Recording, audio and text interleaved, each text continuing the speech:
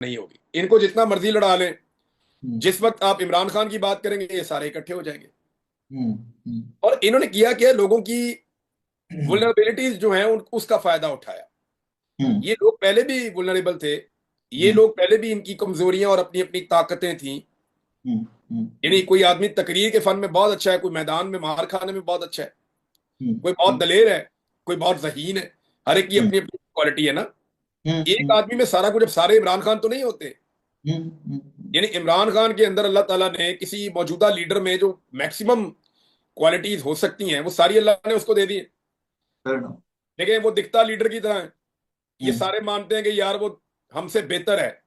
हम्म, वो वॉक करता हुआ आता है, चलता है, दिखता है, तो वो लोग उसको, उसकी तारीफ करते हैं कि यार लीडर आ रहा है, यार फील हम्म, आती है इमरान खान के हम्म, लोगों को। ये बहुत सारे लोगों का ये भी प्रॉब्लम होता है ना, हम्म, यार ठीक है यार, वो लगता है लीडर।